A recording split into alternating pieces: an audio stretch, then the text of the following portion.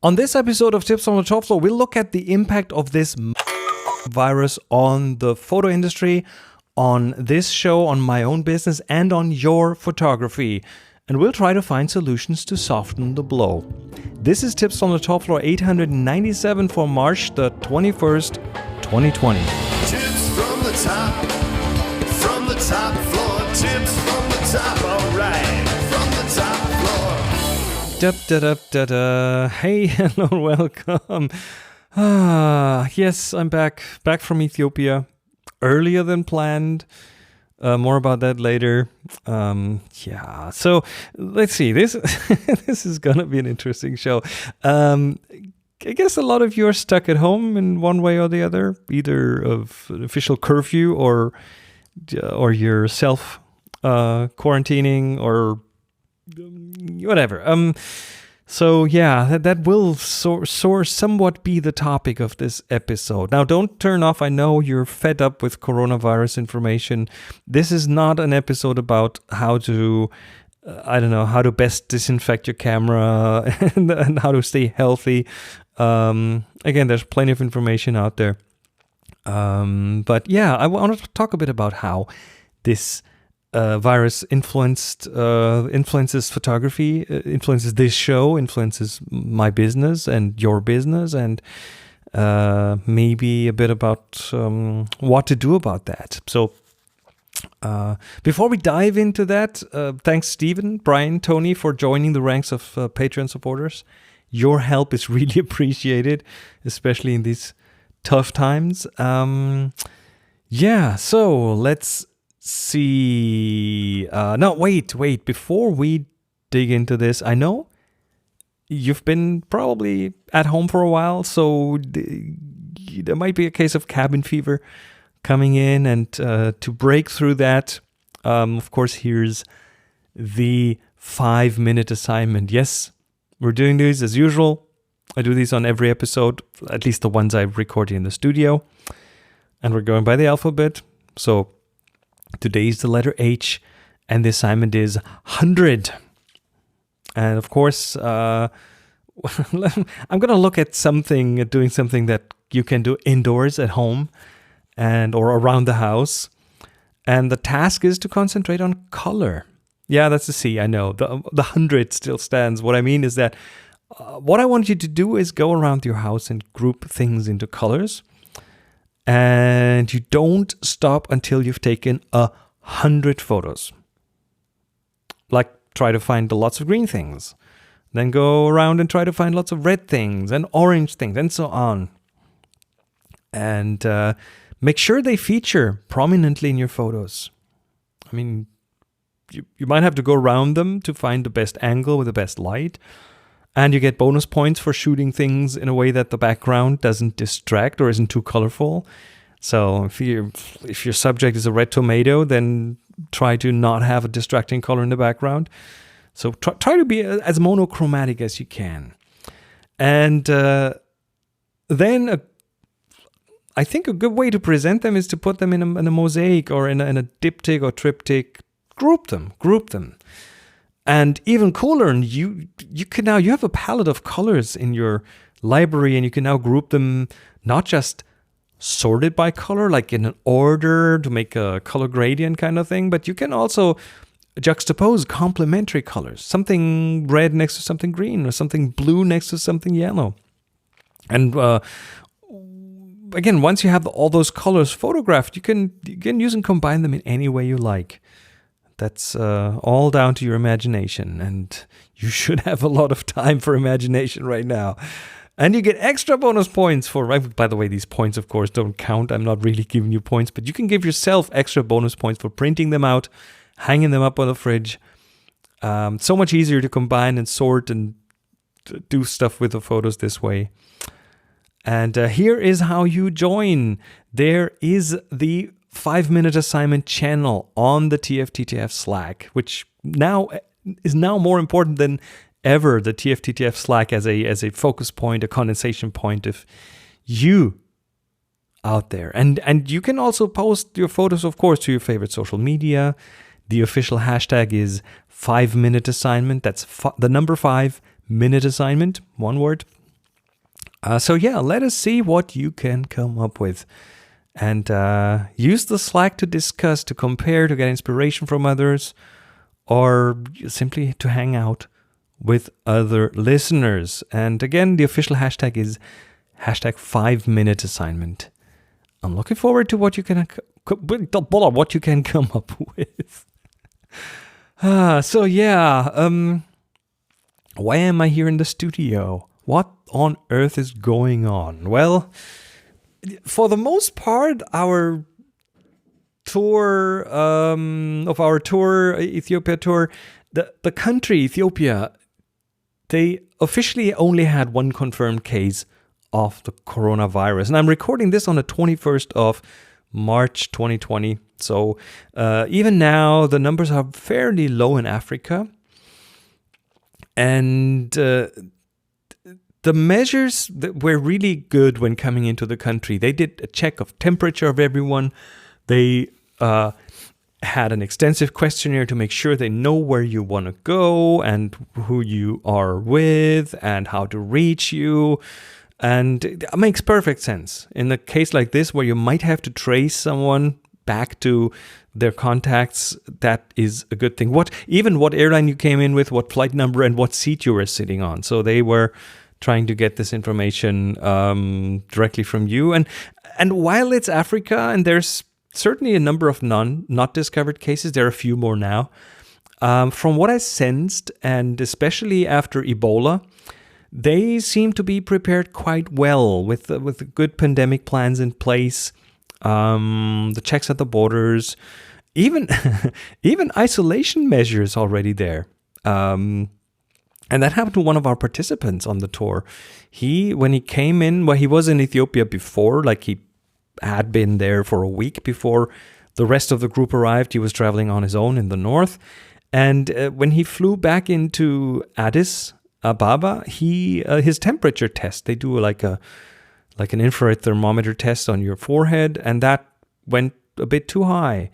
So slightly raised temperature, not too much, but kind of over a threshold that they set. And he got isolated for a day. They administered 2 separate COVID-19 tests on him, which they had available, and those turned out negative, and the temperature was back down. So they assumed it was only a temporary thing, and they allowed him to continue the journey. So overall, we felt pretty safe in Ethiopia, especially down south, where we went. That doesn't have a lot of tourism this time of year. So it was kind of like paradise, The whole world is on fire, and Ethiopia is kind of the safe haven. To the point, the news had, there were news about 31 Italians. And if you follow the news, you know that Italy is in pretty bad shape right now. There were 35 Italians who had been traveling in Ethiopia, and when their visa came to an end, they refused to go home. They asked for there were refugees in Ethiopia, European refugees in Africa, which again is a bit of an irony in that. But then, of course, things back home developed rather quickly. As is to be expected when something moves at an exponential trajectory, which, exponential growth is hard to grasp because it doesn't seem to move for a long time, and then it explodes within a very short time. And we are still at the beginning of that, from my feeling.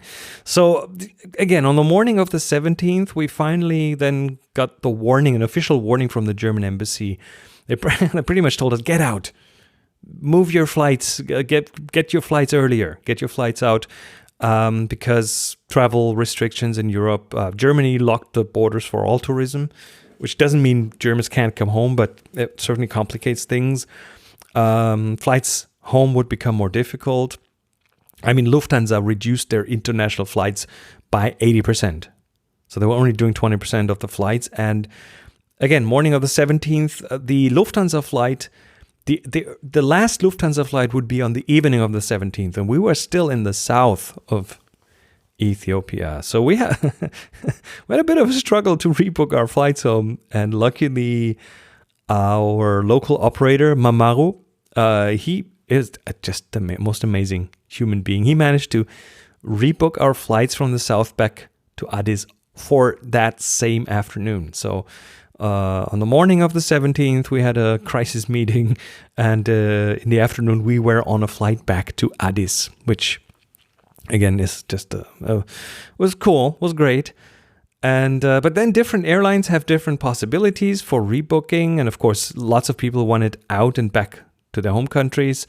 So that meant that not the entire group could get out of Ethiopia all at the same time. In fact, the last batch of the group members will leave today, as I'm recording this, on Saturday the 21st. They have their boarding passes. So they have been rebooked on... They came in on Ethiopian Airlines, and they had to be rebooked on the 21st because the other earlier flights were all booked solid. So,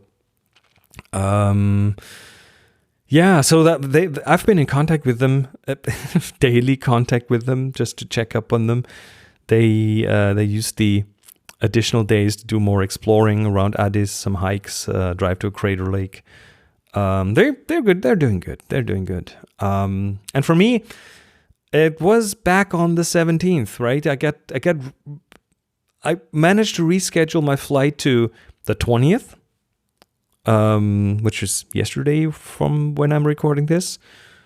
But then they also, without even me asking, they put me on a waiting list seat for the 17th, for that same day. The flight leaves at 11:50 p.m., 10 minutes to midnight. And again, that was the last Lufthansa machine that left Ethiopia. The one they rebooked me to would have been the Ethiopian Airlines machine. And I tried to call them back and just make sure that what I saw in my online data was the right thing. And but the phone lines were down. They had a phone disconnect. I mean, technical disconnect. It's Ethiopia, and sometimes the phone lines aren't that stable. So anyway, a couple of hours later, I had this little Wi-Fi hotspot, which I could get some data through, not a lot, but enough to check on the flight details. And a couple hours later, that switched from waiting list to confirmed. So that seat was approved on that same day. So I flew out on the 17th, 10 minutes to midnight, on the last Lufthansa machine, which was a conclusion to a really crazy day. And of course, I was and I'm still very torn about this, because on the one hand, I knew I'd have to get home, and I wanted to be home with Monica, who is now in home office for the foreseeable future. And on the other hand, I was kind of leaving the rest of the group in Ethiopia, and that felt very strange. And of course, this is not like the sinking ship situation. It's just a flight delay of a few days, and the German government has now set up a program to make sure they fly German tourists out of other countries. So that, together with like regularly checking on the group, I left them the hotspot. I have this little Wi-Fi hotspot with a 3G network SIM card in it. So I left that with them, so they could be online all the time, and checked on them and checked on their flights to make sure that was still scheduled, and that gave me some rest. And after all this is over, we'll definitely try to come together here at the Viewfinder Villa and spend a weekend with photography and stories and things. Yeah. So I'm here. I've been here since the 18th, the morning of the 18th. Getting here from Frankfurt Airport to Hanover was another adventure, because I could just hop on a train. I had to rent a car. And driving for several hours, 4 hours, after not having had too much sleep on the plane. Anyway, I'm here. I'm recording in the studio again, and I sure hope you're all doing well. If you've had a journey canceled or cut short, let me know. Let me know your story. And yeah. So yeah, Ethiopia is in the past. The upcoming Bhutan tour that would have started like a week after the Ethiopia tour I've decided to postpone that by 1 year. So the official, well, we're still working with the organizer on an official date. I think it will be a few months until we can really look at that. But it's around the same time next year. And I'm very grateful that everyone who was booked on that, I mean, everyone is still booked on that. And they have all agreed to hold on to the booking and wait till next year. So from this from the perspective of the 21st of March 2020, it looks like it's definitely in the books that we just postpone this by 1 year. And thanks to those of you who have booked for hanging in there. I mean, we all kind of know how things are going right now. There's no everything is in flow right now. What that also means is that you can get on that tour if you want to. 2021, around early April. That's the plan right now. So if you want to join us, it's a small group at this point, but it's a very special tour because we're going to cross Bhutan all the way through. No one does that. No other tourists do that. So we'll come into Paro and then cross it and come out into India on the other side and take a flight from there to Delhi and then do an optional extension to the Taj Mahal. So my assumption right now is that will be possible again in a year from now, and that it will be safe in a year from now. So what's the impact of all this? Impact on Tips from the Top Floor. On the show itself, I was trying to bring you a few slices from Ethiopia, same way I did from Siberia, which worked out really well. But that didn't turn out as planned for several reasons. The first is that, again, I had this Wi-Fi hotspot with a 3G SIM card with a few gigabytes on it. But that was, the network in Ethiopia isn't always that good. I mean, text messages, the odd image photo post to Twitter, that kind of stuff, those went through, but audio is just too big for it, so it didn't work. It was more like edge speed.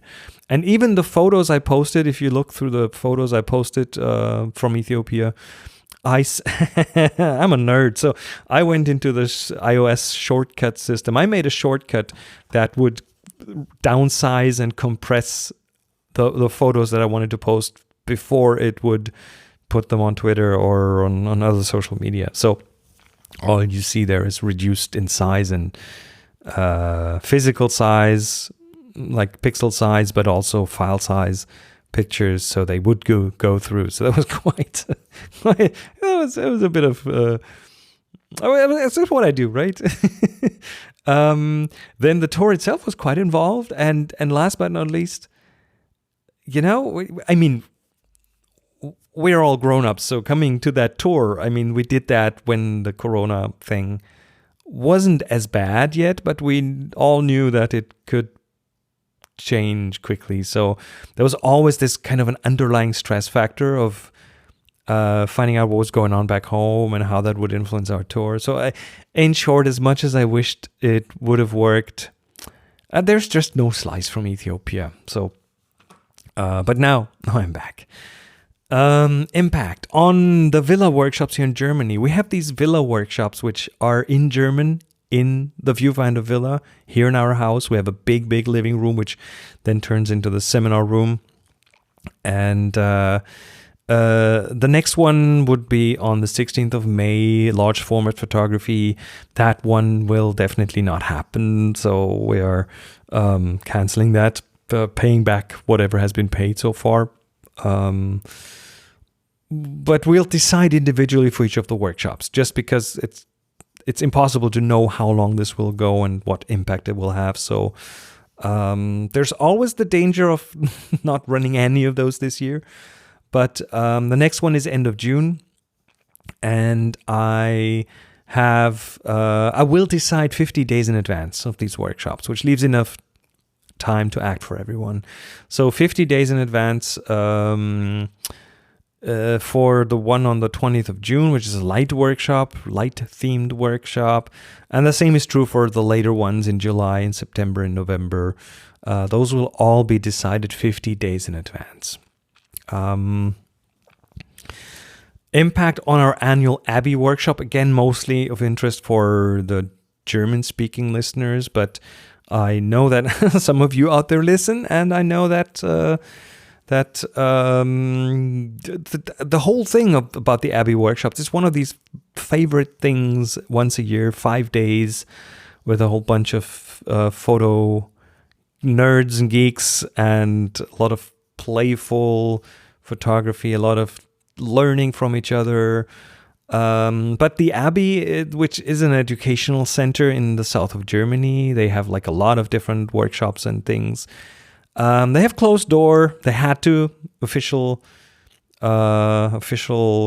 request. They had to close the door until April the 18th, after which they will decide how to proceed. So it's their decision pretty much. But of course, we'll do that together. And for now, it's the best bet is to stay signed up for that, because if you cancel now, there will be a small cancellation fee. If they cancel, then that fee will, I think, not apply. So, yeah.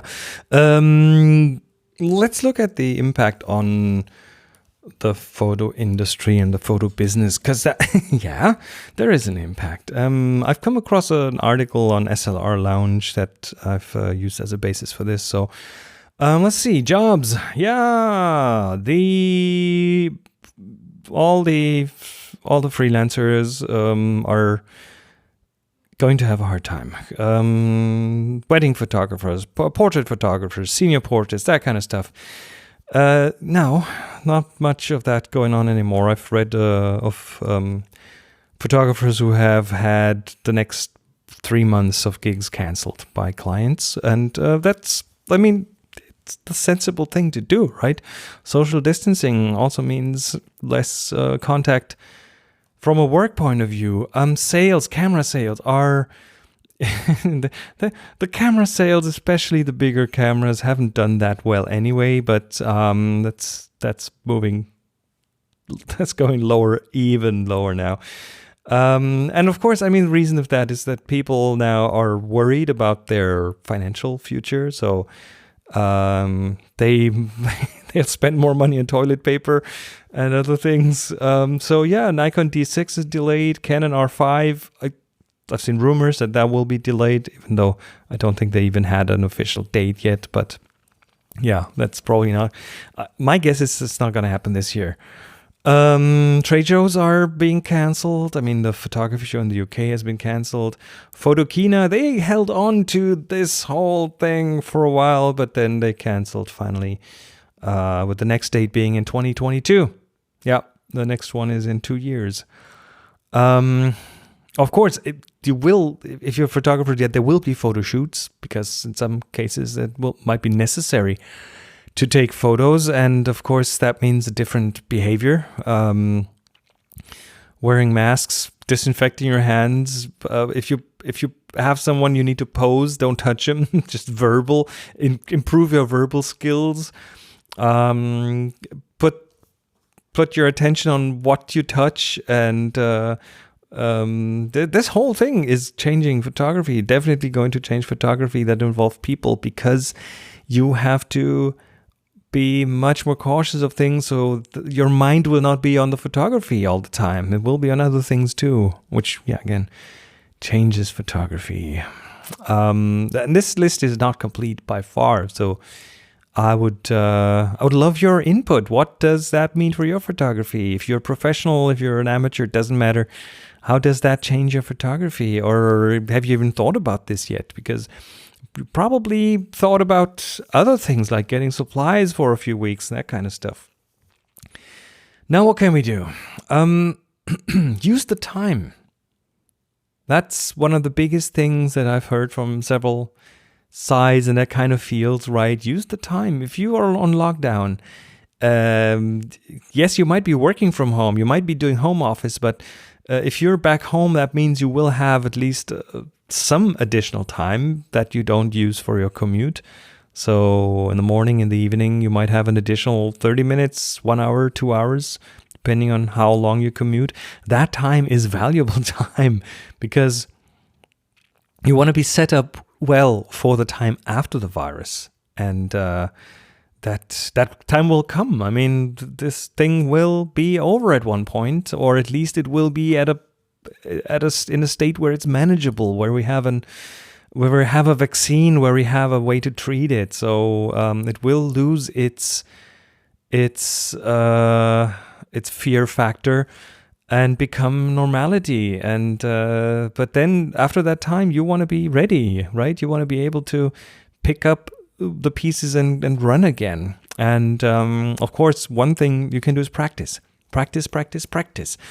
And that, I mean, back home, you can still do tabletop photography, studio photography.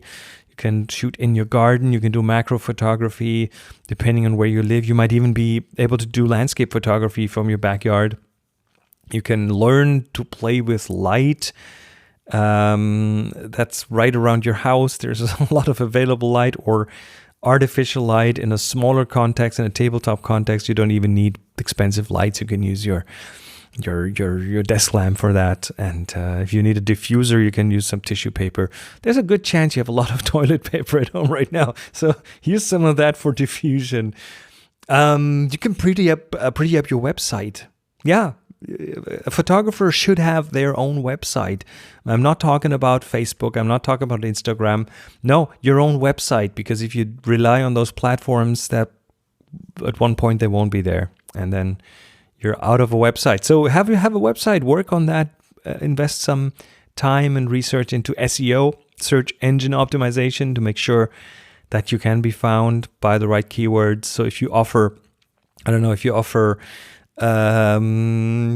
portrait photography in Tennessee, then you might want to be found under those keywords, portrait photography Tennessee, right? So there's work to do.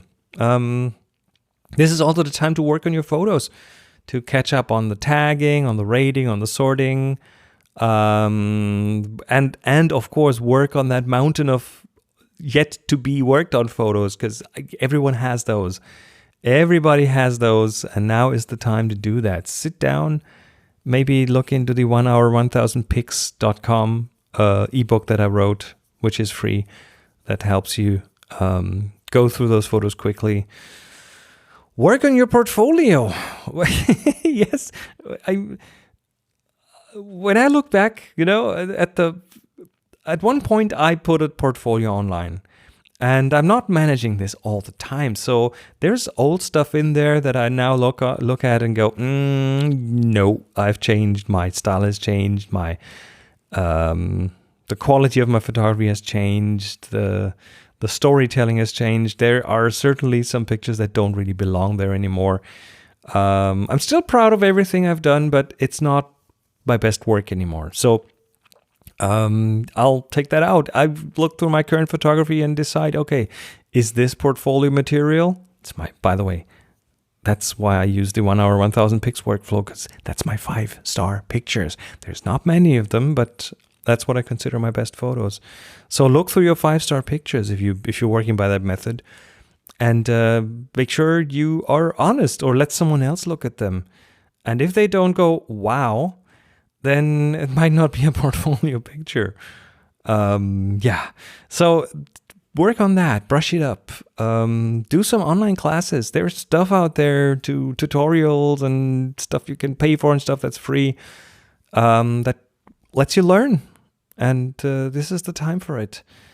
Also, if you've been eyeballing that tool that you never had time to really check out, that might make your work simpler, maybe this is the time to research new tools and test them and get acquainted with them and learn some new keyboard shortcuts. For example, I've been looking at some pre-processing tools for Lightroom, because Lightroom on the Mac, it's just slow with the size of the pictures these days, and the hardware, whatever restrictions. I'm pretty sure Lightroom could also use some more streamlined programming. There's lots of stuff that could be so much faster, including reviewing photos, just switching from one photo to the other. So there's software out there to allow you to do this outside of Lightroom. So you can quickly browse raw files and quickly tag them and make them, and then import that whole thing into Lightroom with all the tags already in there, which is a good way to save some time. So, I've not yet come to a conclusion which tool. Otherwise, I would tell you. And if you have a suggestion on the Mac, what tool to use to pre-process your pictures before you insert them into Lightroom or ingest them into Lightroom, then I'm all ears. So let me know. So use the time.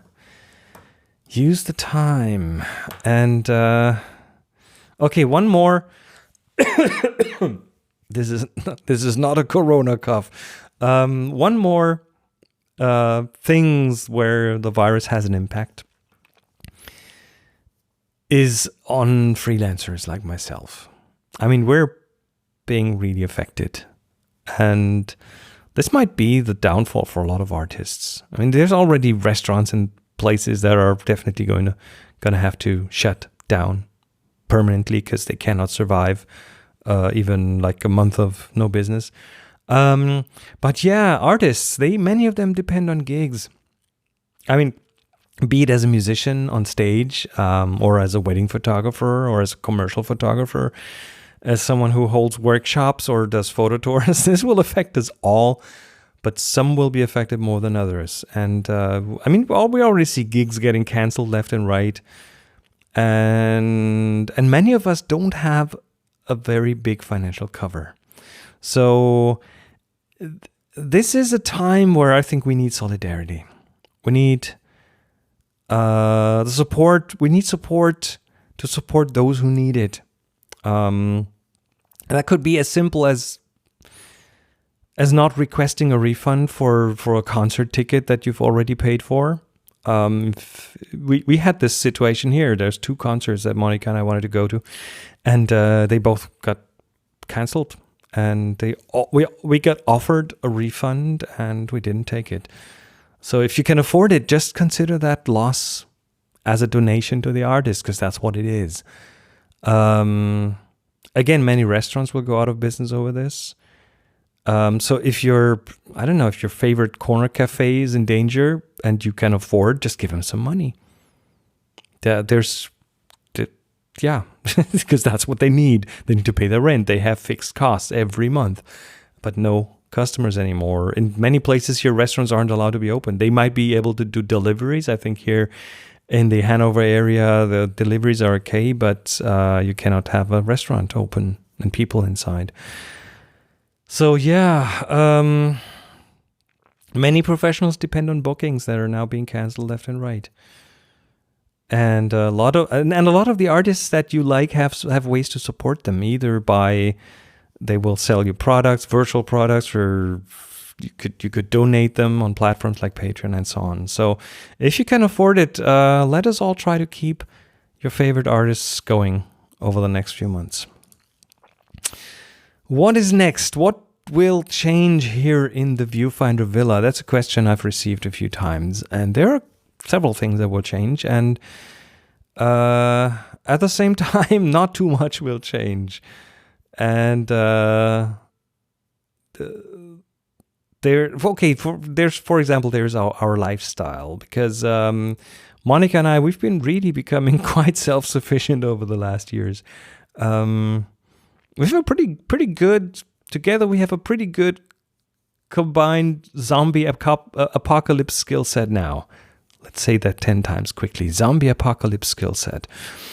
We can cook. We can bake bread and stuff. We can make soap. Very helpful in times where you need to wash your hands a lot.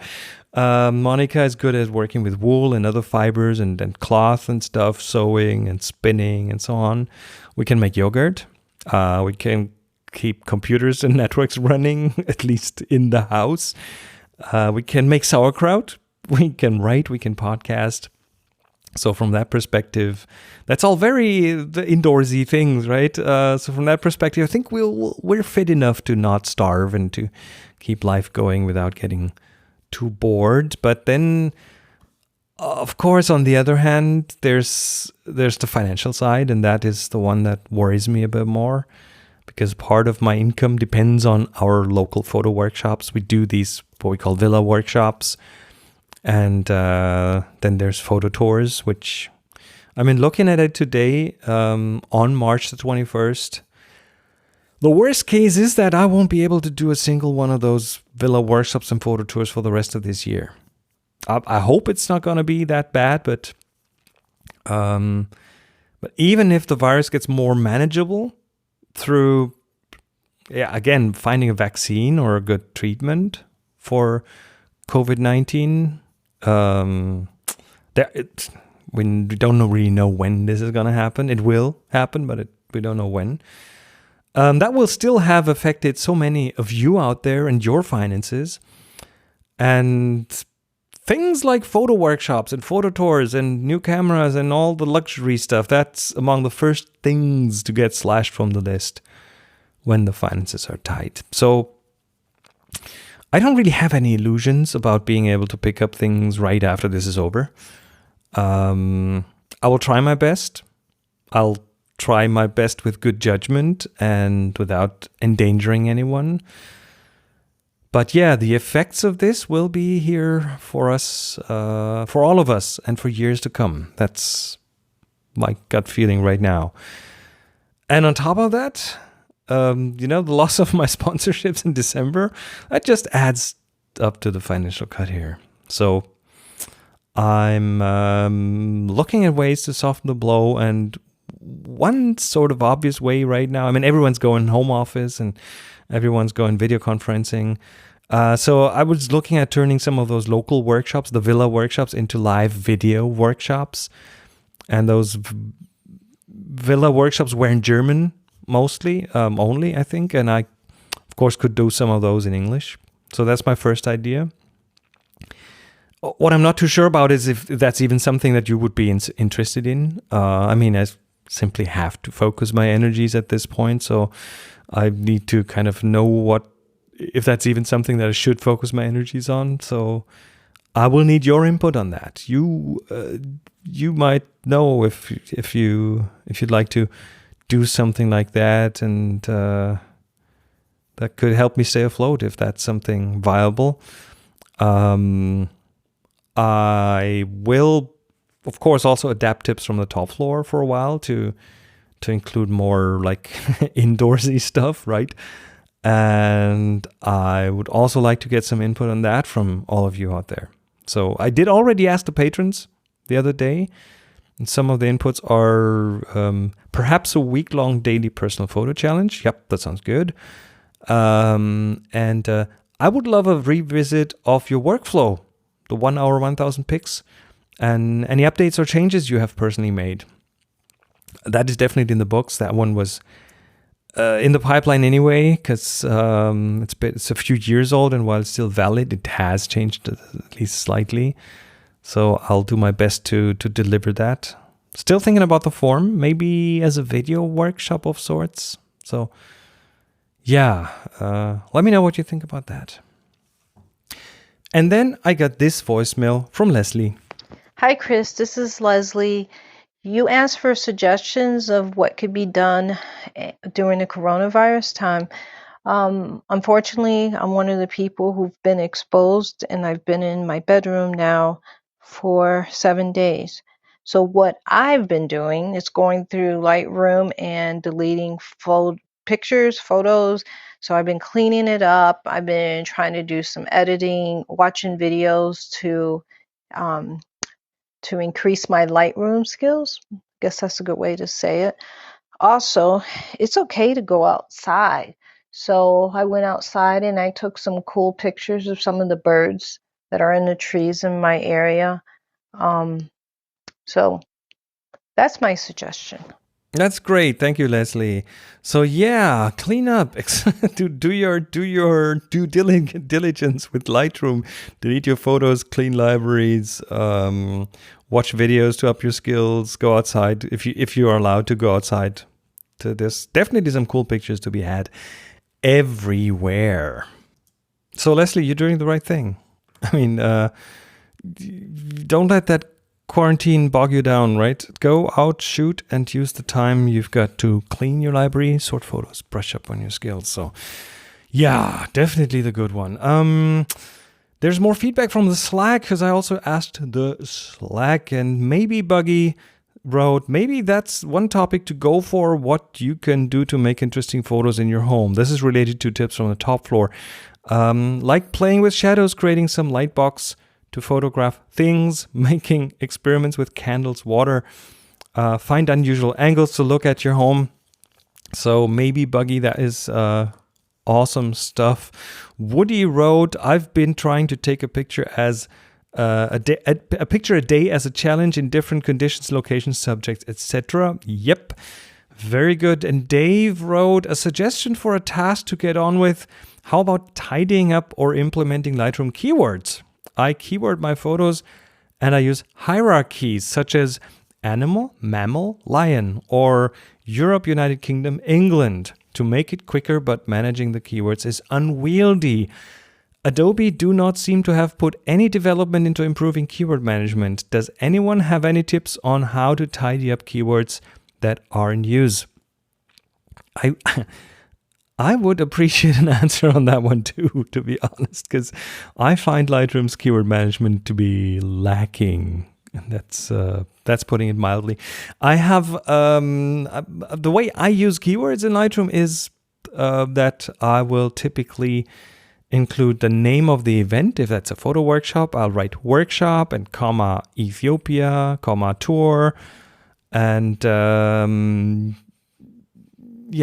not over keywording things, but then I'm also not a stock photographer who might need lots of keywords like tree, comma, sky, comma, blue, comma, clouds, comma, people, comma, men, comma, women, comma, well, I don't know. I mean, you can go as detailed as you want. So yeah, Lightroom isn't very helpful in that respect. So yeah, if you know a better way to clean up your keywords, to tidy it up, let us know. Send in a voicemail, voice@tfttf.com. And then there's another thing about the Slack. The discussion in the TFTTF Slack turned to discussing each other's situation, which is, yet another great way to keep your sanity by keeping contact with others about things that you're interested in or that bother you. So if you're not on the TFTTF Slack just yet, which is free by the way, this is the right time to do it. And if it's only to chat with some other photographers who also listen to tips from the top floor, that connection in this community can go a long way.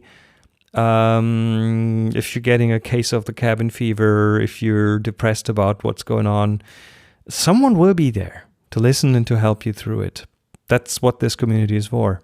And this is a wonderful community, and I love the respectful interactions here on the Slack. I really love it.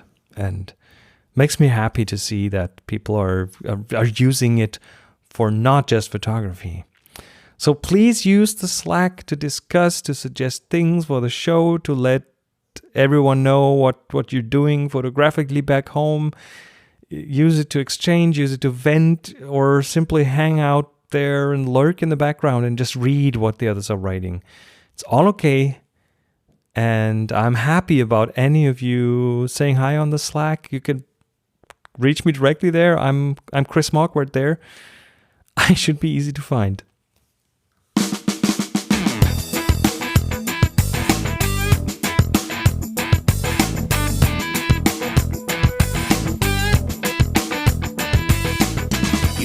All right, that was it for this week. Again, let me know what you do in terms of photography to avoid cabin fever. Let me know what you think about some live video workshops to help me kind of prop up my income. And let me know what you'd like to see on Tips from the Top Floor to help you not go crazy while sitting at home. Send your voicemails and emails to voice@tfttf.com. Again, that's voice@tfttf.com. Thank you. I remember that you said it ain't as easy as Of course, the biggest thank you goes out to all you wonderful, amazing people who support this show on Patreon or via SEPA transfers and through other means. You're the best, and if you're not among the wonderful people who do that, you can find all ways of supporting the show, financially or not financially, on tfttf.com/support.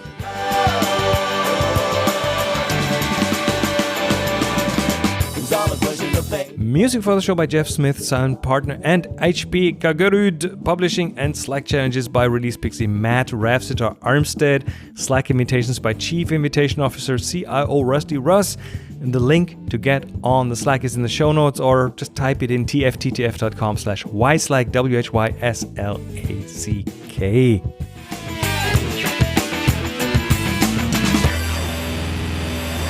My name is Chris Marquardt. You'll find me on social media at Chris MARQUARDT. Now, take amazing photos. Go out if you're allowed to. If not, take them at home.